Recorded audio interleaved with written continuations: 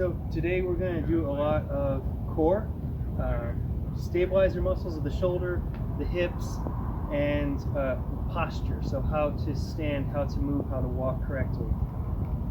The first thing I want to start talking about is just standing. How do you stand, and how are you going to translate this into lifting? So a lot of people stand with hyperflexion or a lot of flexion in their back, and that's not good. It kind of compresses the spine. So the first thing we want to talk about is the pelvic tilt forwards.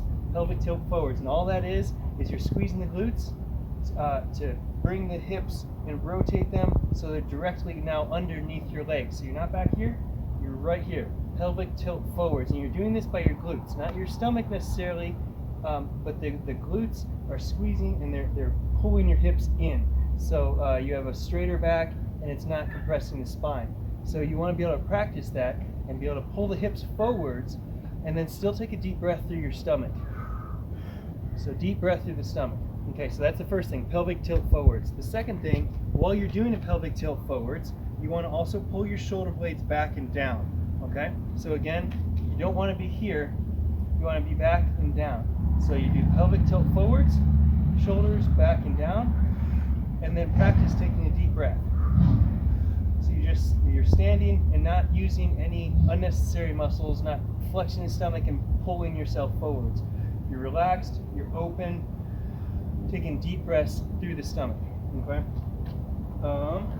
So we're going to start out with wood choppers, and we're going to apply those two principles, the hips, pelvic tilt forwards, shoulders back, into wood choppers. Okay. So basically, you want to stand right here, hips forward, shoulders back, and you do a wood chopper. Okay. So your hips are moving. Your hips and your core are moving together. Your hips are forwards, pelvic tilt forwards, and your shoulders are back. See, my shoulders aren't coming forwards, not down here. Right here, hips forwards. My hips are moving. Hips and core move together. Hips and core move together. Okay, so that's a wood chopper. Shoulders back, pelvic tilt forwards. All right. Next one that we want to be able to do, just a functional movement, is again do your checks first. So you have your pelvic tilt forwards and shoulders back, and you do a side. You lift your knee up to your elbow. Okay. So try to balance, and when you're balancing, this right leg is holding your pelvic tilt forwards. Okay. So just remember that. Keep doing that. I'm going to say it a million times in this video, but do it. Take deep breaths through the stomach, shoulders back. Okay, so you're right here, and as you get better, more loose, lift the leg up higher and higher to get more flexibility in the hips. Okay, but this whole time, again, my glutes are flexing, my hips are neutral, my shoulders are back, and I can breathe through my stomach. Okay, so then you switch sides, do the same thing. But you can still, even up here, even up here, I can still take deep breaths in my stomach. Okay. Because my legs are holding me, my legs are my core right now, not necessarily my stomach. Okay, shoulders back.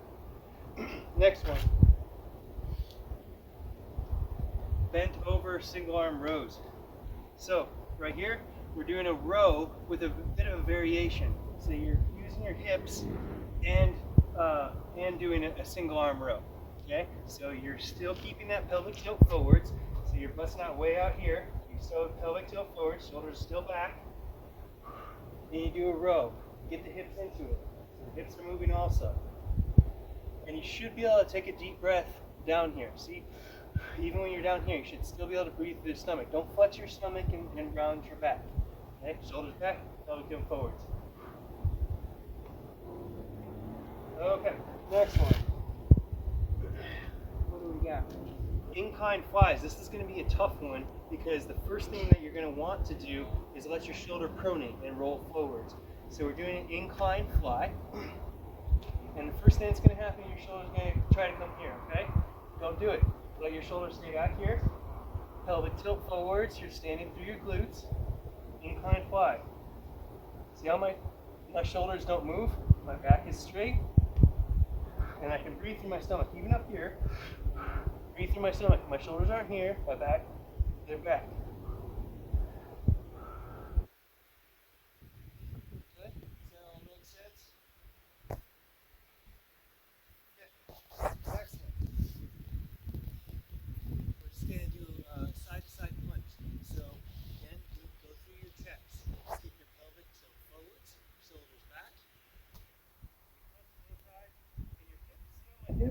and my core are moving at the same time. So when you punch, you get power from your hips. Your core is the stabilizer.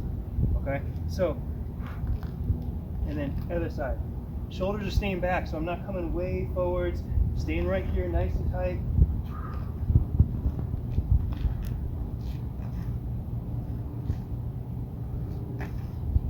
And notice my feet are moving because my hips are staying with my core. Okay? You couldn't have your feet like this and you'd be twisting all weird. So your feet are moving. And deep breaths. Okay? Alright, next one. Palm up, shoulder raise. So, you have the palms up. Go through your checks. Hips forward, shoulders back. Shoulder raise, right here. And what's gonna work? Traps. So keep them back. Hips forwards. Shoulder raise. I like to think of my hands as hooks, and instead of lifting my hand is just a hook, and my forearm is just an extension of my elbow. And instead of moving my hand, I think of moving my elbows. So my hands are stationary, forearm is stationary, and then I'm just moving my elbows. And that helps me isolate the muscles and keep my shoulders back. So it's a good trick to try if you have trouble with keeping your shoulders back. All right. This is probably the hardest one for upper body and keeping the shoulders back. And then we'll leave upper body alone for a minute.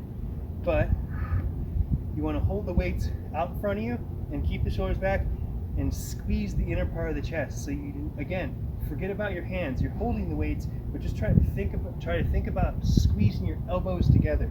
Okay? So squeezing my elbows together, shoulders still back, pelvic tilt forwards, and I can take a deep breath. Okay? And all these we're doing for anywhere between 30 seconds to about a minute long. So we'd hold that for about 30 seconds, maybe 15 seconds for that one. That one's a tough one. But everything else in the class is 30 seconds to a minute. All right, next one, we're gonna do some, so that was a lot of shoulders, that was a lot of, rotator cuffs and stabilization of the upper body. So we're gonna move on to some leg exercises. And so we're gonna do, stand on one foot, go through your checks. Make sure your hips are forwards, your shoulders are back, and then you're gonna lift the leg to the front and lift to the side. And while you're doing this, your weight's in your heel, you're light on your knee, and you can breathe. You're relaxed. Everything is still relaxed. So go front, side, and do this for about 30 seconds. Switch legs. And again, each time you switch an exercise, the first thing you want to start with is getting your form right first. Okay? So get your form right and then do the exercise. Okay? So after we do front and back, then we go to back raises. So we're right here, and you're just lifting the leg up. Okay? So we're not laying the back arch like this, still keeping the hips pronated. You're standing through the glute, not standing through the joints. You're not standing like this. You're not letting your hips tilt or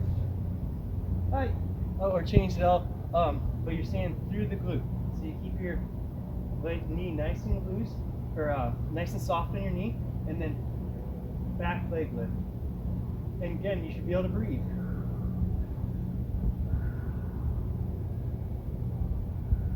Okay? What else we got?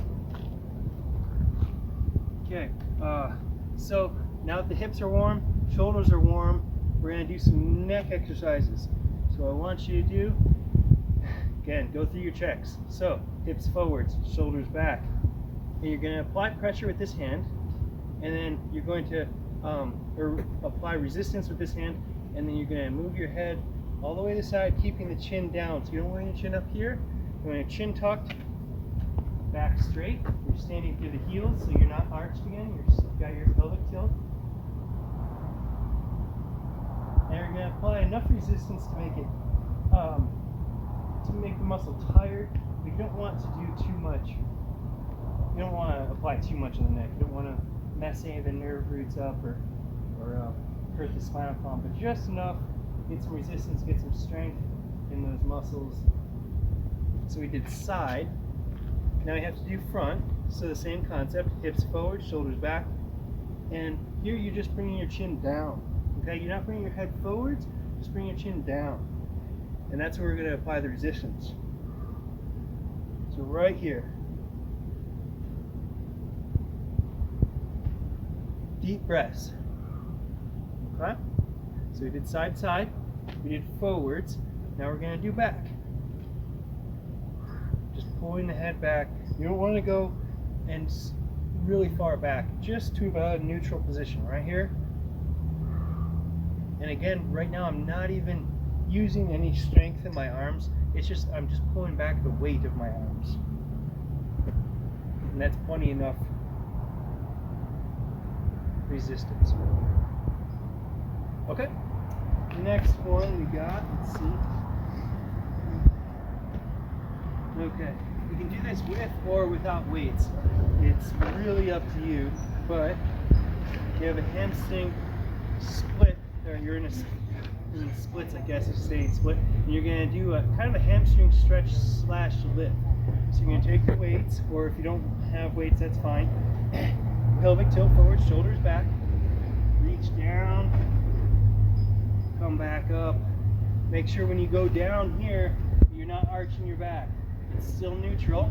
You're not here, you're right here, and you're standing, you're pulling yourself up through your heel, okay, or through your hamstring.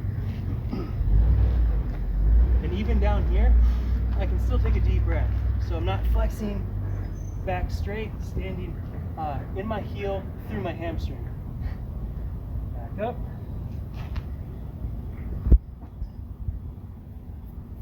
All right, so that should be a hamstring stretch slash hamstring lift. It'll be a little bit of both. Next one is just the lunge. So we're going to get into a lunge position and back foot on the ground if you can, and then pelvic tilt forward. So immediately what's going to happen is we're all tight here in the flexors. Almost everyone's flexor is tight. So you're going to pull your hips forwards, see, forwards, and then you're just going to rock. Rock a little bit, and so you're doing a lunge, but you're also getting a good flex in the hip flexor, or stretch rather in the hip flexor. And then you can drop too. So you drop down to the lunge, sometimes you just rock a little bit forwards.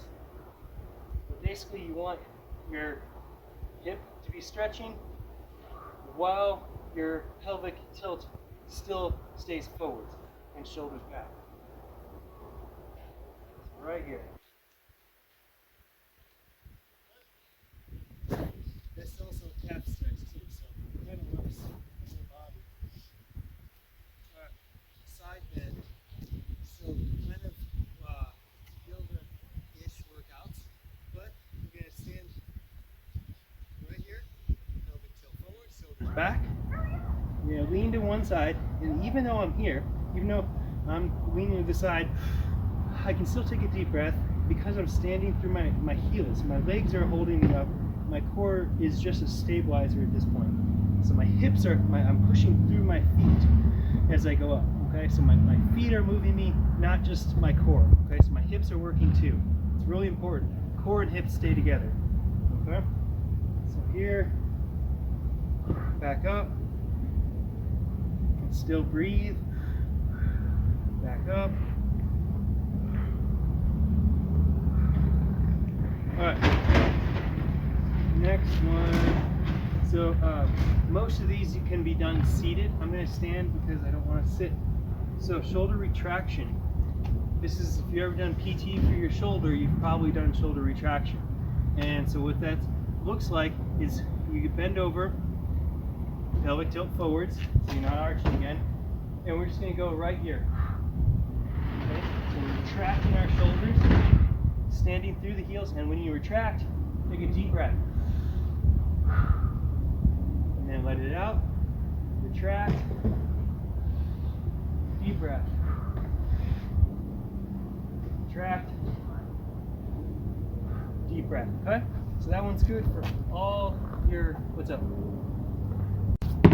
All right, the next one, so we just did shoulder retraction. Now we're going to do some shoulder pronation. So the retraction hits your rear rotator cuff muscles, your a little bit of supraspinatus, teres minor, and infraspinatus.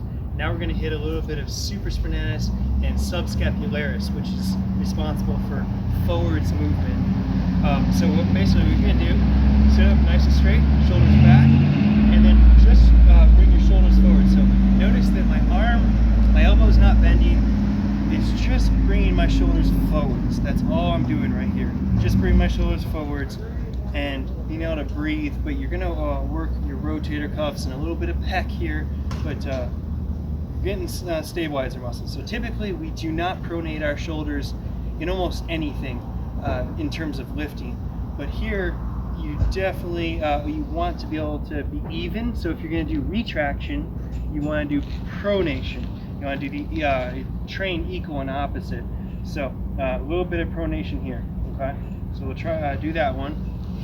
And let's see.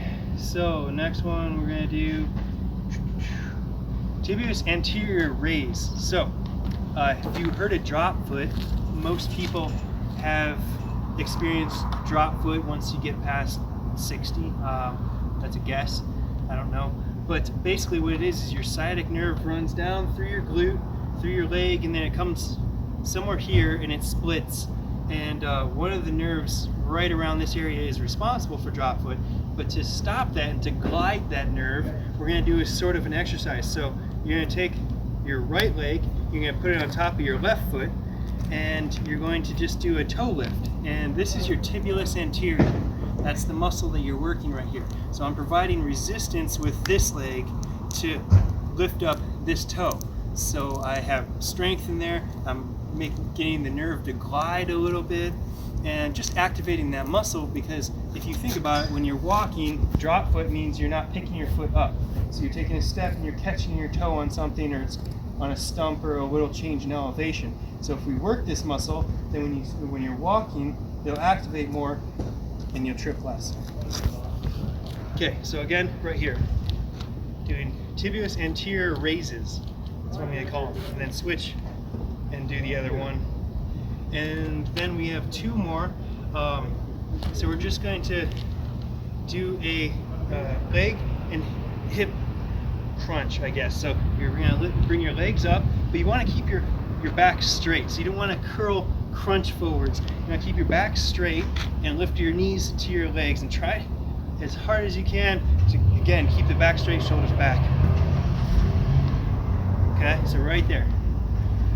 Last one we're going to do is spinal decompression.